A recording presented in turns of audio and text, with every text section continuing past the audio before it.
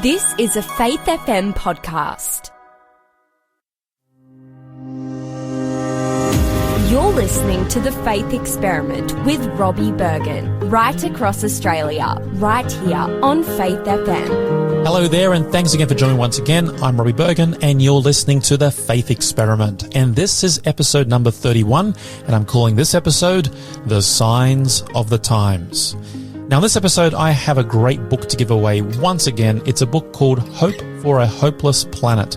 And the book goes along with today's theme, Signs of the Times.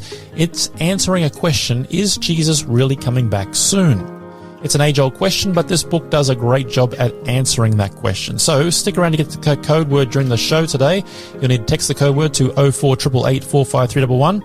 So take out your phone now and save this number as the Faith Experiment number, 0488 453 11, and just wait for today's code word. Text that code word in and you will get today's great free giveaway. Well, I love hearing from you on the Faith Experiment, and I would love to hear from you once again today. So wherever you're listening from the Faith Experiment today, please text me in on 0488 453 11. Let me know how you're listening to this show. Are you listening to it on the app? Are you in the car? Are you at home? Are you at work? Let me know how you're listening to it. Text me at 0488 453 11 or email me on robbie@faithfm.com.au, or you can message me on the Faith FM Facebook page. Now, if you're joining me for the first time, the Faith Experiment is about putting faith into practice. It's about experimenting with faith. And so far on the show, I have shared with you my own personal journey of how I went from a non-believer to a faith experimenter. And we've just finished looking at a series of how to enhance your study of the ancient manuscripts that we call the Bible today. And over the last few episodes, we've just started a brand new kind of a series here on the Faith Experiment. And it's a series that's it's really based on your feedback or your questions. So on today's episode, I'm continuing this new series by answering a series of your questions. And the questions I'm picking today are all around the theme of Signs of the Times. You see, since I began the Faith Experiment, I have been asking you on every single episode to text your questions in, and I have received a ton of them. I've got questions like, where is hell? What happens to babies when they die? Why does God call Jesus his son? Is there a connection between COVID and the end of the world? How can I be born again? When will Jesus return?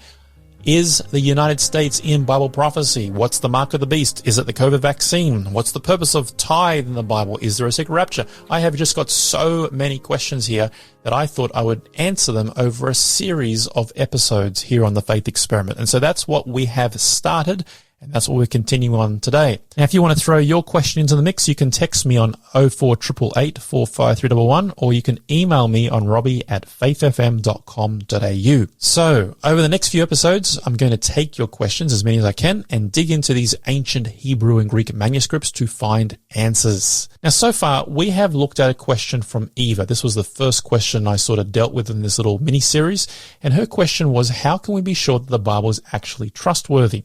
I mean, how can we trust the Bible as God's word? And I chose to answer this question first because in our faith experiment, we need to have evidence that the Bible is actually God's word and that it's trustworthy before we try and answer any other questions. Because I've told you before on this show that I'm not interested in opinions. I'm not interested in feelings. I'm interested in evidence that points to facts. And so the faith experiment is based on the assumption that the Bible is the inspired word of God. And on that episode, we went through looking at all the various viewpoints, the prophetic viewpoint, the scientific viewpoint, the archaeological viewpoint, the historical viewpoint, the mathematical viewpoint. And we also looked at the personal impact, how this book has overwhelming evidence that it is a supernatural book, and it's well worth our time to experiment with it. Then on the last episode, we looked at a bunch of questions you asked about prophecy. We looked at Rosa's question, who asked about how, as a Christian, she'd never studied prophecy and asked if she's missing out on anything. And we found that the Bible is 1/3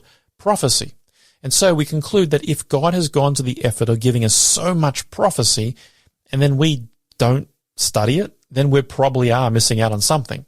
We also looked at Kevin's question, which was, there are so many prophecies in the Bible, and I get lost trying to understand them. What's the point if I can't understand them? And I shared with you how that the Bible, when it talks about prophecy, it implies that we are not only able to understand the prophecy, but we're expected to act upon it and to obey it. Now, if we were not able to understand the prophecies, then there's no way we could act upon them or to obey them. So even though there are a lot of prophecies in the Bible expects the Bible student to be able to understand them. We also looked at Alex's question, which was about the trouble he has in knowing how the prophecies all fit together. I also addressed Nat's question about that prophecy found in Daniel chapter 2 and how it doesn't talk about China. Also answered a bunch of other questions. Now, if you missed any of the previous episodes, you want to catch up some of the details of these answers to these questions, you can get the Faith FM app from your app store, or you can go to faithfm.com.au and look under the podcasting section for the Faith Experiment. You can also find the Faith Experiment on all good podcasting platforms, making it easy for you to keep up to date. So on today's episode, I'm going to be answering a number of different questions I have been asked about the signs of the times. Questions like Rebecca's, who wrote, 2020 has been a messed up year. COVID, lockdowns, social distancing. I feel like it's a sign that the end is near. I've also seen a lot of YouTube videos of people saying that the world could end very, very soon. I would love to hear your thoughts. I've also got another question from Darlene, who asks, I've been a Christian for many, many years. I've heard that Jesus is coming soon, but I'm still waiting. What makes you think it's soon? Do you have any evidence? And I have a bunch of other questions around this theme. So stick around. It's going to be a great episode. We're going to take a short break now, but when we come back, I'm going to jump straight into a bunch of these questions about the signs of the times. And coming up is the code word for today's great giveaway. I'll see you right after this on The Faith Experiment. You're listening to The Faith Experiment with Robbie Berghan, right across Australia, right here on Faith FM. Connect with us via text message on 0488 453 111. That's 0488 453 111. Or send an email to robbie@faithfm.com.au.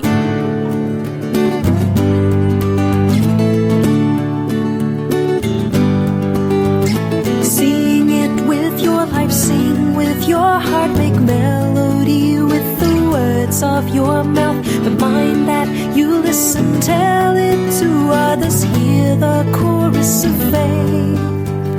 Live the chorus of faith. The first note of the song split the darkness and was sung by the planets and stars, and their light spoke hallelujah, and the words of the chorus were sung by angels before us. Now come join in the tune. Sing it with your life, sing with your heart, make melody with the words of your mouth. The mind that you listen, tell it to others. Hear the chorus of faith. Live the chorus of faith. Then in time, Jesus came to be for us, and his coming made our life a song. And his word is the chorus, is the light that is burning, is the truth beyond the learning, is the reason we sing. Sing it with your life, sing with your heart, make melody with the words of your mouth. The mind that you listen, tell it to others. Hear the chorus of faith. Live the chorus of faith. Singing these songs what life is about, and if you refuse, the stones will cry out. We do not sing that we might be more blessed. He loves us with passion, without regret. He cannot love more and will not love less.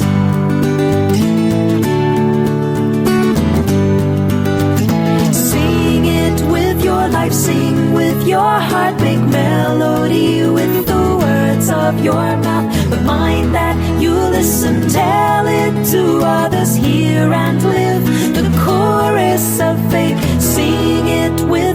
life, sing with your heart, make melody with the words of your mouth. The mind that you listen, tell it to others, hear and live the chorus of faith. Sing it with your life, sing with your heart, make melody with the words of your mouth. The mind that you listen, tell it to others, hear and live the chorus of faith. Hear and live the chorus of faith. Hear and live the chorus of faith. This is the Faith Experiment with Robbie Berghan. Right across Australia, right here on Faith FM. Listen live or listen later. Get the Faith FM app from your app store today. Welcome back to the Faith Experiment. I'm your host, Robbie Berghan, and this is episode 31 of the Faith Experiment. I'm calling this episode The Signs of the Times. And coming up is the code word for today's free offer, so stick around. So in this episode, I'm looking at questions you have asked me about what I'm calling the signs of the times. And there are, once again, some really good questions that have been asked. So let's dig straight in. Well, first up, I have two questions which are pretty similar, so I'm going to sort of tackle them at the same time. The first question comes from Ben, who asks a really simple, straightforward question, which is, when do you think Jesus will return? Good question, Ben. The second question, similar. It comes from Sarah, who asks, can we ever know the exact date or at least the year of Jesus' return and the end of the world? I've seen some interesting YouTube videos being shared that talk about Bible prophecy predicting that Jesus will come in 2024. What do you think, Sarah? Well, thanks very much for your questions, Ben and Sarah. Because they are so similar, I'm going to sort of treat them as sort of almost one question. The question basically is, when will Jesus return? And is it possible to know the exact date or at least the exact hour and sort of address this 2024 prediction that's going around on the internet? Well, I want to start this episode by sharing this warning that's given by Jesus himself. We can pick it up in the Greek New Testament book of Matthew chapter 24. Beginning in verse 1, there's a bit of a backstory and then there's a warning. So let me share it with you. Matthew chapter 24, verse 1. The Bible says this. It says, "Then Jesus went out and departed from the temple." This is the temple in Jerusalem. "And his disciples came to show him the buildings of the temple. And Jesus said to them, 'Do you not see all these things? Assuredly I say to you, not one stone shall be left upon another that shall not be thrown down.' Now, as he, Jesus, sat on the Mount of Olives, the disciples came to him privately, saying, 'Tell us, when will these things be, and what will be the sign of your coming and the end of the age?' And Jesus answered and said to them," now here it is. Let me just set the scene here. Jesus has been in the temple in Jerusalem.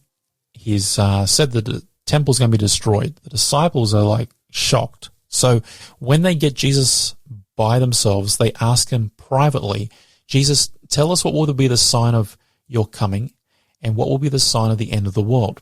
And Jesus turns to them. He's been asked the question and he turns to them, and this is what he says in verse 5, Matthew 24. He says, "Take heed that no one deceives you." Now, that's a super weird response to a simple question. The question is, hey, give us some information here.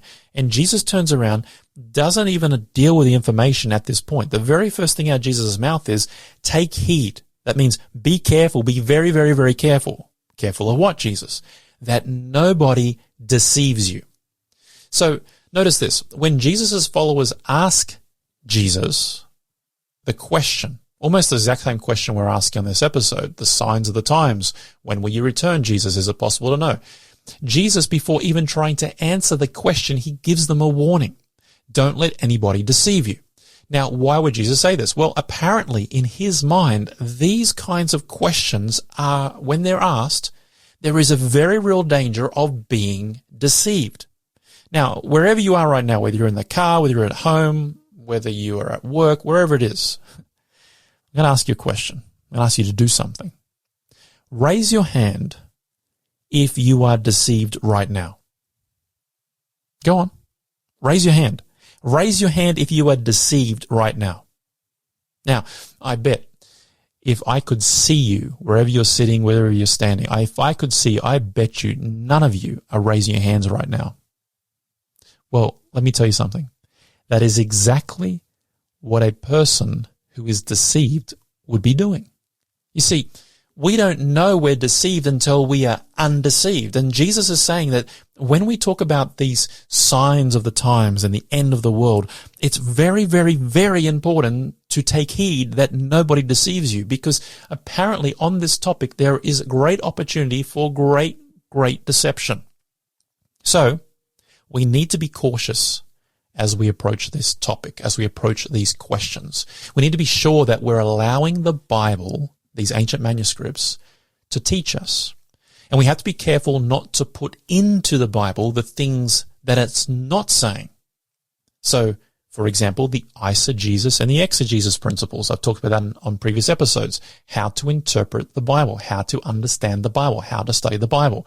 Very important. These are elementary principles. And now as faith experimenters, you all understand the importance of exegesis, drawing the original meaning out of the text, not putting meaning into the text. Because on this topic, believe me, of all the people I talk to all around the place, this topic is one that causes so much division in interpretation, because people like to put their ideas into these prophecies, into these texts. So we have to be cautious.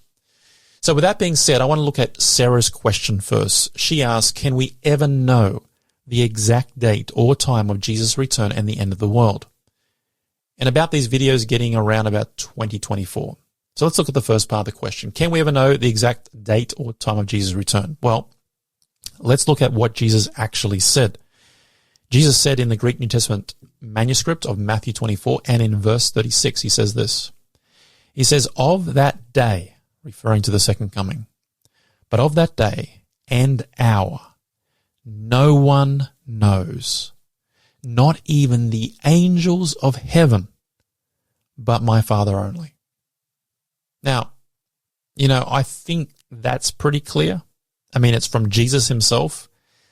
And he seems to say that the only one who actually knows when the second coming is going to happen is the Father. You see, over the years, a number of people have predicted an exact date for Jesus' coming, despite this clear statement. I mean, it's not a riddle. It's not mysterious. It's black and white. Of that day, no one knows, not even the angels of heaven, but the Father only. But despite that, numerous people have attempted to predict an exact date for Jesus' coming. Did you know that Pope Sylvester II, he predicted that Jesus would come on January 1st in the year 1000. Now, when that didn't happen, the clergy of the day proposed that the world would end 1,000 years after Jesus' death in 1033 AD instead. But obviously that didn't come to pass. There's also been predictions that Jesus would come in the year 1260 or 1260 AD. There was another prediction in 1694 that the world would end when Jesus returned. Even the famous English preacher John Wesley, he once sort of indicated that he believed that Jesus would come in 1836. And there have been other dates that have been set. 1914 was a year that was set for Jesus' return, according to the Jehovah's Witnesses. Sun Moon from South Korea, he predicted the end of the world. Herbert W. Armstrong, William Miller, Gene Dixon, and many, many others have all tried to place a time and date on the return of Jesus and the end of the world. Now, it seems that even though Jesus said no one is going to know the time or the date, people still try and predict it. Why? Well, notice what this guy said, this commentator. His name is J. Gordon Milton. He said, everyone who predicted the end of the world had one thing in common. They were wrong. Now, that's pretty obvious, right? None of these predictions came to pass. Now, there are a lot of videos going around on social media at the moment, and they all seem to be laying a case for the world ending, or the second coming, or the rapture, however you want to put it, happening in 2024. Now, they all have different ways of arriving at this date, but for some reason, they all like the date of 2024.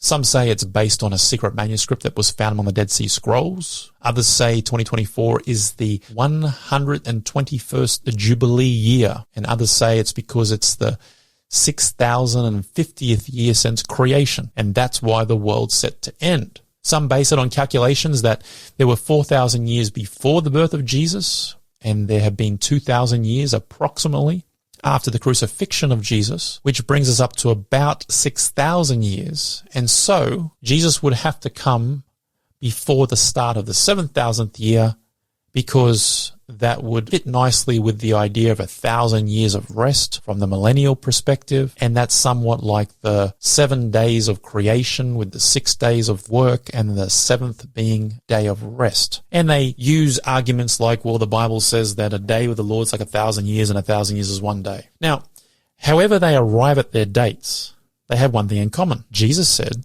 no one will know the day or the hour. So however you look at it, the date setting in these videos are based on assumptions and speculations. Jesus said black and white that no one knows the date except for God. And predicting dates not only results in disappointment. I mean, every single date that has been predicted so far has passed, and it has not only resulted in disappointment and discouragement, but it also encourages people to ridicule the Bible. Now, the funny thing is the Bible never claimed to predict the date. In fact, it tells us the opposite. So, Sarah, you asked, can we ever know the exact date, or at least the year of Jesus' return and the end of the world? Well, my answer based on the Bible is no one will never know the exact date of Jesus' return until he returns. I think it's just that simple. Now, if we look at Ben's question, Ben asked, when do you think Jesus will return? Well, thanks, Ben, for that question once again. Now, we've already seen that no one's ever going to know the exact day or hour of the second coming.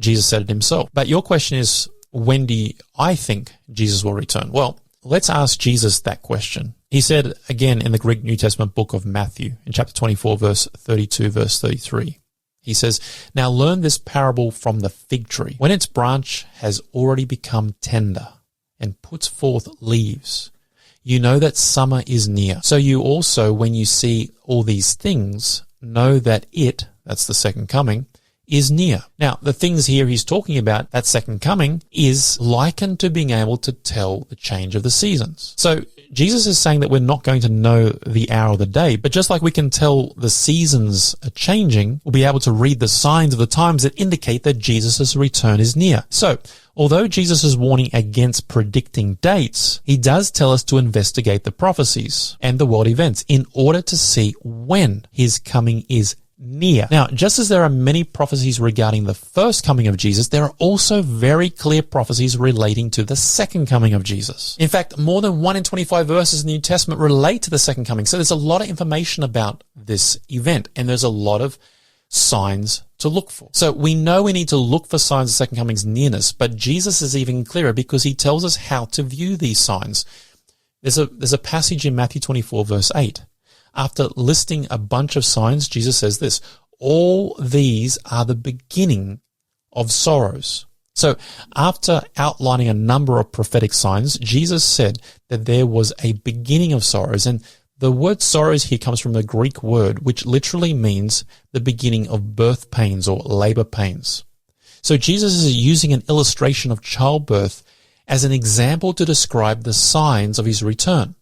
Now, I know from when my wife has given birth that there is a beginning and there's an ending of these birth pains or labor pains. You see, just as birth contractions increase in frequency and intensity as the mother gets closer to giving birth to the child, so it's going to be with the signs of the times, the signs of Christ's return. They'll become more frequent and more intense over time, until we're near the end time or until the season changes. So Ben, we will know when Jesus' return is near based on the frequency and the intensity of these signs. Now, I'm going to go into more detail about these signs after the break based on a few other questions I've received on this topic, but I hope that makes sense so far. Well, it is time to take a short break now, but when we come back, I'm going to continue looking at your questions on this topic of the signs of the times. And coming up is the code word for today's great free giveaway. We'll be right back after this with the Faith Experiment. The Faith Experiment is made possible because of people like you. If you enjoy what we are doing, please consider supporting us by making a donation on our website at faithfm.com.au/donate.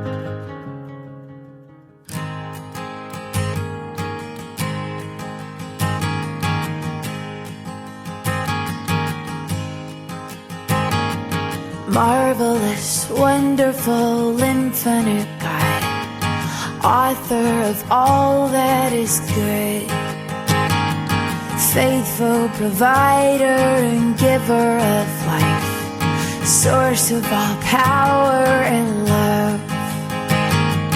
Great is the Lord and most worthy of praise, refuge of strength to the end, righteous Redeemer and mighty to save. He's the anchor of hope for the souls of men. Gracious, compassionate, merciful God, radiant, holy delight, beautiful Father, victorious Son, source of unchangeable light. Great is the Lord and most worthy of praise, refuge of strength to the end, righteous Redeemer and mighty to save. He's the anchor of hope for the souls of men. You are light in the dark. You are healing for the broken heart. You are hope. You are Lord. You are life. You are love that endures. Powerful, constant, unwavering God, shepherd who comes for the lost, rock of salvation, remarkable love, Savior who died on the cross. Great is the Lord and most worthy of praise, refuge of strength to the end, righteous Redeemer and mighty to save. He's the anchor of hope for the souls. Oh, he's the anchor of hope for the souls. Oh, he's the anchor of hope for the souls of men.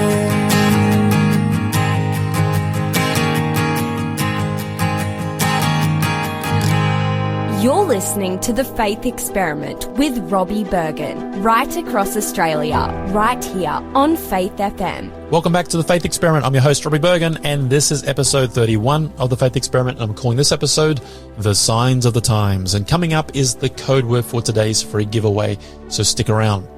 On today's show, I'm answering your questions about the signs of the times. And before the break, we looked at Sarah's question. Can we ever know the exact date of Jesus' return? And we saw from Jesus' own words that we won't know the day or the hour, but by looking at the signs of the times that Jesus gives, we will know how near it is. Then we looked at Ben's question, which was, when do you think Jesus will return?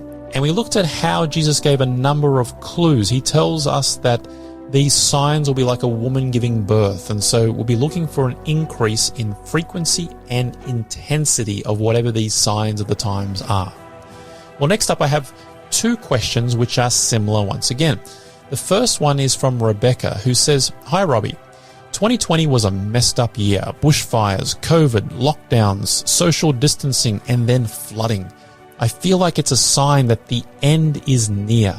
I've seen a lot of videos of people saying on YouTube that the world could end very soon. I would love to hear your thoughts, Rebecca. And the second question I've got is from Paula, who asks, do you think there is a connection between COVID-19 and the end of the world? Well, thank you very much, Paula and Rebecca. Since both of your questions sort of pick on the COVID-19 and the sense of the end of the world sort of theme, I'll address them both at the same time. But let me first speak to Rebecca's question. 2020 definitely felt like a strange year. In fact, I still find it a bit of a blur thinking of it. It was only a couple of months ago. But a lot of things have changed, and I think the things that have changed permanently. I don't think we're ever going to go back to life the way it was before COVID-19 came on the scene. kind of the same way life has never been the same since the attacks in the United States on September 11, 2001. Because if you look at the effects of COVID-19 on the world, I'm not talking about the pandemic. I'm talking about the effects that COVID-19 has had on the planet. It's been profound because if you think about it, we are living in perhaps the first time in human history when our whole planet is acting the same way, is talking the same way, is using the same symbols and same signs and same illustrations. We're passing almost identical laws and we're doing it all at the same time. You know, for example, no matter which country you look at, which press conference you hear or which leader is speaking, you'll hear almost identical phrases. You'll hear things like this: we're all in this together. We're going to build back better. Staying apart keeps us together. We're all listening to the advice, which is pretty much law in most places, from these chief medical officers or chief health officers. And most places on earth have got these little stickers all over the ground telling us where we can and where we can't stand. We have all these green signs up everywhere telling us to be COVID safe. The world is now using QR codes to tell government authorities and health authorities our every move. And we're terrified of using cash now because it might be infected. And so we've almost exclusively embraced cashless payments. And, you know, if we look at just Australia, our states in Australia are acting more like little kingdoms, opening and closing borders at will. Citizens of the single country are now required to show border passes, and most countries have executed what has become known as emergency health powers, and these powers seem to suspend our constitutional freedoms, all in the name of a health crisis. Now, I'm not sharing this from some sort of dark web underground conspiracy point of view. This is just what's been happening right across our planet in the past 18 months or so. You know, there's even been talk by some very large institutions on earth like the World Economic Forum who have been talking about using this crisis for a call for a great global reset. So, Rebecca and Paula, I think a number of things have happened since COVID has hit that has definitely created a cosmic shift on the prophetic timeline. Now, why do I say all of this? Well, I'm not just saying this because, you know, things got weird last year. You see, this is really connecting to what I was saying on the last episode when I looked at that question about prophecy as a whole, how to understand it. You see, the Bible gives us prophecies that have that big picture view, the zoomed out view. And these prophecies give us the what will happen type picture. And then the Bible gives us a series of prophecies that we can zoom in on details. And these are the types of prophecies that give us the how it will happen type of picture. And so we know from a number of prophecies that there need to be certain changes in the world, and not just from a national point of view, but from a global and interconnected world view. There are changes that need to happen, and these will have to take place before certain prophecies can be fulfilled. And these need to be fulfilled before Jesus says he will return. So it's almost as simple as, once you have all the prophecies laid out in order according to their events and their chronology, we can look at these prophecies from the viewpoint of, well, not all of them, but a lot of them. We can look at them and deduce from them what changes need to take place in the world around us for these prophecies to be possible to fulfill. Now, I have some very specific questions regarding some of the prophecies in the book of Revelation, and I'm going to pick them up in a future episode and going to get into the nitty-gritty. So we'll talk about that, so stay tuned. But for now, big picture, Bible prophecy indicates that there will be a time when there will be a global economic system. It also indicates that there will be a global legislative system. And it also indicates a time that there will be a global religious system. Now, where we are right now, we could say we are very close to a global economic system. We're missing a complete digital monetary system, but as we've seen since COVID-19 hit, we're rapidly moving into that space. In fact, it was only in March this year, 2021, when China became the first country on earth, in human history, the first country to create a digital currency, the digital yuan. And the digital yuan is freaking out a lot of the Western world. The United States, the EU, where they're all racing now to do the same thing, to create a digital euro, to create a digital dollar, so that they won't be left behind and the digital yuan doesn't become some sort of US dollar to the digital currencies. So we're not there yet, but COVID-19 seems to have rapidly sped up that trajectory. Now, on the global legislative front, I think what COVID-19 has done and is still doing is it's showing us that it's very possible to get every legislative body in all the different sovereign governments around the world acting the same way, enacting the same rules and the same laws. I mean, when you think about what's happened in the past 18 months, it's amazing. When you follow world news, and I'm not talking about like the Channel 7 and Channel 9 news that lasts for 5 to 10 minutes. I'm talking about real news where you see the full entirety of these speeches given by various politicians around the world. In these press conferences, the political leaders are almost reading from the same script. They're using the same words, the same phrases, the same conclusions. So we're not totally there yet. But like I said, we have made a seismic advance towards it. So, is there a connection between COVID-19 and the end of the world, as Paula asks? I think COVID-19 has moved us much, much closer down the timeline because of the way it has and is changing the world and the foundation that it's laying for many of the other prophecies to be fulfilled. Well, it's going to take a short break again, but when we come back, I'm going to continue looking at your questions on this topic of the signs of the times. And coming up is the code word for today's giveaway. We'll be right back after this with the Faith Experiment.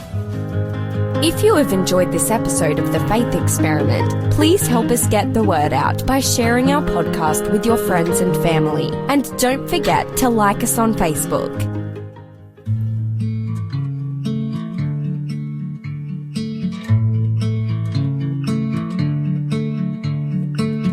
See the birds that are singing in the spring air.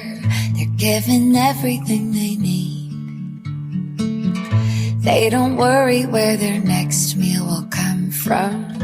They don't worry about a thing. So just look around you and try to listen to the song creation sings. And don't you worry, 'cause you're in the hands of the God who made everything.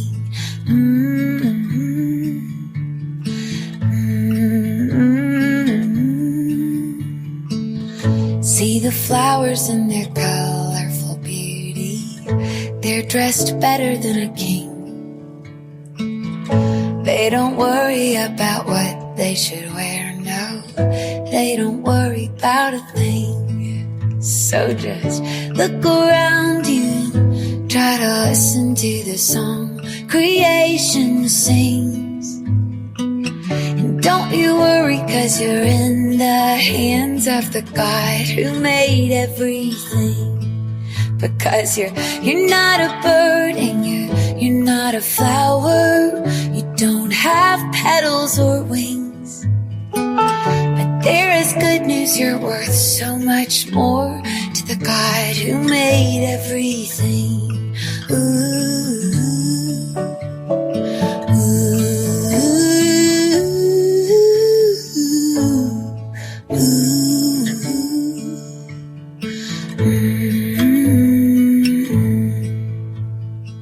So when you worry about today or tomorrow and the storms that they might bring, try to remember that you're in the hands of the God who made every single thing.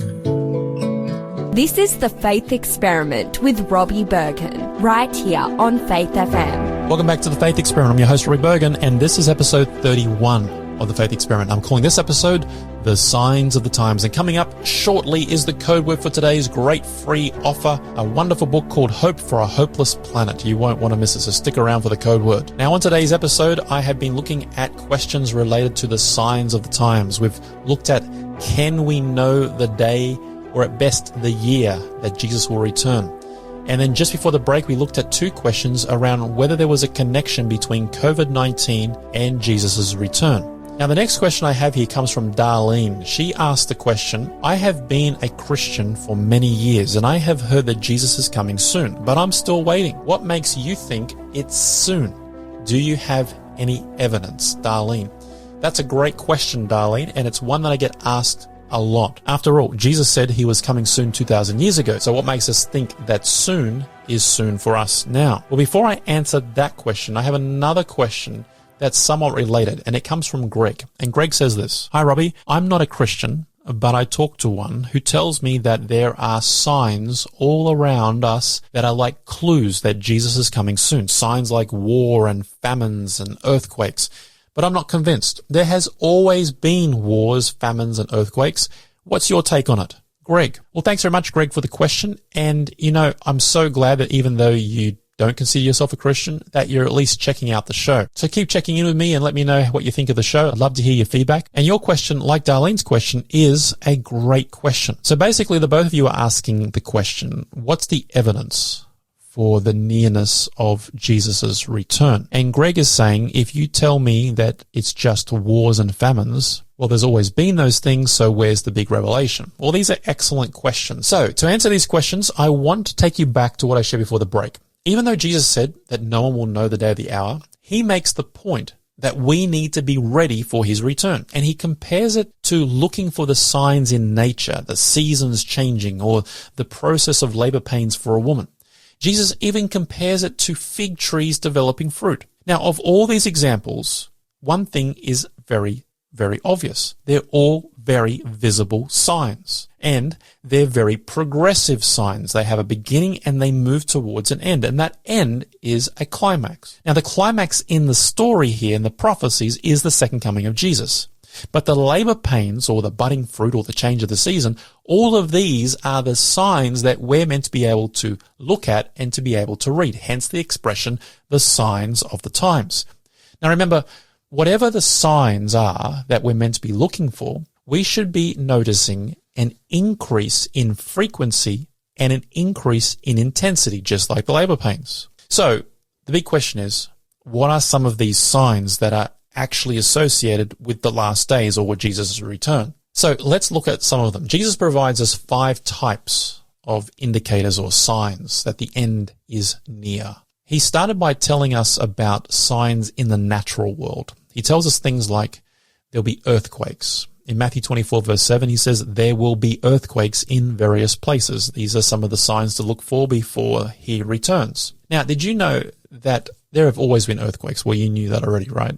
But did you know that the number of known earthquakes and the number of deadly earthquakes has dramatically increased in the last 100 years or so? Think of some of the horrific, devastating earthquakes we've seen in just recent years, like Haiti and Christchurch and Japan and Nepal. In fact, you have to think about this really carefully as I say this, because I'm talking numbers and you're listening. In the first 10 years of the 20th century, there were 18 earthquakes recorded, over 6 on the Richter scale. In the last 10 years of the 20th century, there were 42 earthquakes, over 6. So it's jumped from 18 to 42 in the space of 100 years. In the first 10 years of the 21st century, there were 217 earthquakes, over 7 on the Richter scale. So we're seeing an increase in frequency and an increase in intensity. Now, Jesus also spoke about famine. In Matthew 24 verse 7, he said there will also be famines. Now, we all have those images in our mind of those starving children, bloated stomachs and flies buzzing around their mouths, just desiring food. And did you know that there's 24,000 people that die every single day from hunger? That's one person dying every 3.6 seconds. And did you know that there are 500 million people that are desperate for a meal today? Jesus is indicating that as we get closer and closer to the end, the famines are going to increase. Starvation will increase in the same way that the earthquakes are increasing. Jesus also predicted that there'll be tsunamis and cyclones and floods. In Luke 21 and 25, he says there will be distress of the nations with perplexity in the sea and the waves roaring. You know, Time magazine, I've been tracking this for about 20 years now. Time magazine has consistently been reporting on an increase of wild weather for these last 20 years. And I have Time magazine cover after cover after cover highlighting these environmental disasters or natural disasters like tsunamis and hurricanes and twisters and global warming. Exactly as Jesus has indicated, as we get closer to the end, these things will increase both in intensity and in frequency. Jesus then spoke about pestilence. And pestilence means disease or a plague. Matthew 24 verse 7, he says, and there will be famines, pestilence, and earthquakes in various places. Now, we have seen our fair share of this stuff in recent times. Think back to 2003, mad cow disease. Then in 2003, by the end, there was SARS. And then in 2003, we saw the bird flu, followed by N1H1 or swine flu in 2009. 2015, we had MERS, Middle Eastern Respiratory Syndrome-related coronavirus. And then in 2018, we saw the African outbreak of Ebola. And of course, in 2019, I don't have to tell you about coronavirus, COVID-19. And did you know that we are still seeing other pestilence like locust plagues facing Africa right now? Now, this isn't just someone's observation.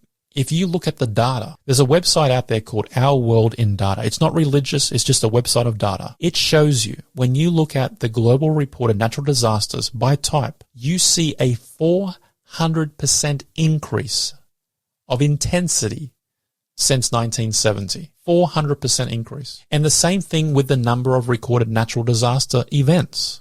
We're seeing increase in intensity and in frequency. The second category of the signs that Jesus gives is political. He says you will hear of wars and rumors of wars.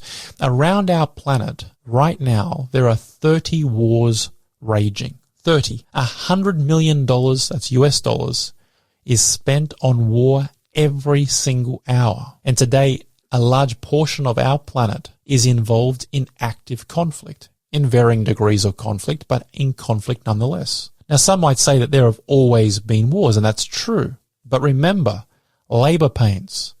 These wars will increase with frequency and intensity. Next, Jesus predicted there'll be signs in the social world. The Bible actually states before Jesus' return, there would be a moral decay in society. Jesus says this, he says, and because lawlessness will abound, this is before he returns, the love of many will grow cold. And one of Christ's followers, Paul, the Apostle Paul, he made some mind-boggling predictions about society in the end. And when you read it, it sounds like we're listening to the news. This is what he said that would occur before Jesus returns. He says, know this, that in the last days perilous times will come, for men will be lovers of themselves, lovers of money, boasters, proud, blasphemers, disobedient to parents, unthankful, unholy, unloving, unforgiving, slanderers, without self-control, brutal, despisers of good, traitors, headstrong, and haughty. He clearly predicted a lawless and a loveless age before the end. And is it happening today? Well, again, if you look at the data tells us that violent deaths are increasing. Did you know that on average, 500 kids are killed by their parents in the United States every single year? And in Australia, 1 in 6 boys are sexually assaulted and 1 in 4 girls are sexually assaulted before the age of 18. Something's not right. Things are getting worse, exactly as Jesus indicated. The fourth sign that Jesus talked about is signs in the religious world. Jesus warned of an increase in religious cults as we near the end. He said there shall be false Christs and false prophets, and they shall show great signs and wonders. The world has witnessed its fair share of false prophets and Messiah-like figures in recent years. And did you know that even right now today, there are more than 25 people living on the planet today who claim to be the Messiah? Right now. Pretty much on every continent, you can find a person that claims to be Jesus, exactly as Jesus said. And the final sign that Jesus talked about was the sign in the financial world. He actually predicts a global economic collapse. Now, I'm sure that you're all super interested in this one, but I'm going to leave this because I've got a bunch of other questions that are related to this topic of economics and Bible prophecy. And I'm going to leave this for a future episode because I really want to do this justice. I want to spend more time. I've got so many good questions on this topic. So stay tuned for this episode where we explore financial prophecies. But just by looking at these 5 major areas, and there are other areas to look at as well, but just looking at these 5 areas, we can see that Jesus was right. In these key areas, we should see, just like labor pains, an increase in frequency and intensity. And there's no question, looking at the data objectively, that's exactly the case. Yes, there's always been wars, but the data is showing us that we are seeing more wars more often. Yes, we've seen plagues all the way throughout human history, but what we're seeing is more plagues more often and more intense. And the world is losing its morality, just as Jesus described. Something is happening in this world, and it looks more and more like Jesus knew what he was talking about. Now, I've not even touched on technology and how the world has caught up to prophecy. Did you know that we are now living in a time where just about every technological element which is needed to fulfill prophecy is almost a reality? And I'll touch on that when I address some of the questions around COVID and the mark of the beast, so stay tuned for that one. So, Darlene, you asked the question, is there any evidence for the nearness of Jesus' return compared to previous generations? I say yes, absolutely there's evidence. There's an abundance of evidence that we are living in a generation that by far is seeing more rapidly the fulfillment of these prophecies than was even thought possible in previous generations. And Greg, you asked, well, there's always been wars and famines. How are they signs of the times? Well, look at any data set. Go look at ourworldindata.org. You will find exactly what Jesus predicted. There has been an increase in frequency and intensity in every category of sign. Now, I hope that this whets your appetite. By no means is this the extensive, exhaustive answer to these questions, but it's only a 1 hour show. I hope that this gives you something to look more into. So there are definitely signs of the times that we are meant to look for as Bible students, as faith experimenters.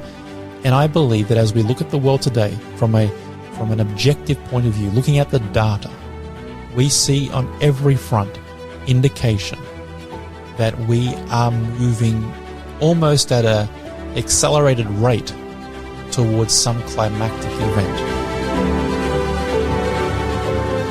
Well, as I mentioned at the top of the show, I have this great book called Hope for a Hopeless Planet. Is Jesus really coming soon? It's an age-old question, but this book attempts to answer that question, and it does a fantastic job at it. If you'd like to get this book today, all you need to do is text the code word #FE31. That's the code word #FE31. Text it to 0488 45311. And the Faith FM giveaway bot will reply asking for your details. So text the code word #FE31, that's the hash symbol or the pound key, followed by FE as in Faith Experiment and the number 31 for episode 31. So #FE31, no spaces, one word, text that to 0488 45311 and we will get that offer out to you as soon as possible. Now it's time for this week's inbox. This is when I browse through the inbox and share your comments, feedback and questions. And I've got a number of messages here today. This one comes from Gabriel from Brisbane who says, "Hi Robbie, I enjoyed your Why So Many Churches program that was on air last week. Very informative. Thanks Gabriel. I'm so glad you enjoyed that episode. Be sure to share it with your friends." Here's another email from Paula who says, "Dear Robbie, listening to your series Faith Experiment, it has helped me to understand prophecy, particularly end-time prophecy." Well, thanks so much, Paula. I'm so glad this show's been a blessing for you. Make sure you help me get the word out. Share it with your friends and your family. And here's a text from Yanni who says, "Hi Robbie, thank you for a great explanation you are sharing with us on your show. Thank you so much again for a great job you're doing." Well, thank you for those kind words, Yanni. I really do appreciate it. I'm glad the show is helping in your faith experiment. And here's one last text from Christine who says, "Great show, Robbie. I'm new to the station and I'm really enjoying it." Well, thank you very much, Christine, and welcome to the station and welcome to the Faith Experiment. I hope you stick around and become a faith experiment with the rest of us.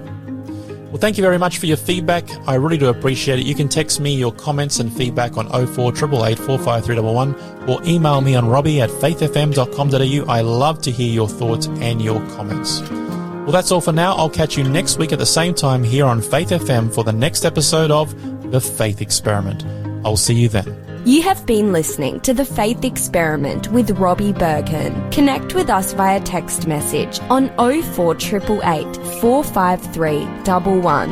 That's 04888 45311. Or send an email to robbie@faithfm.com.au and let us know what you thought of this episode.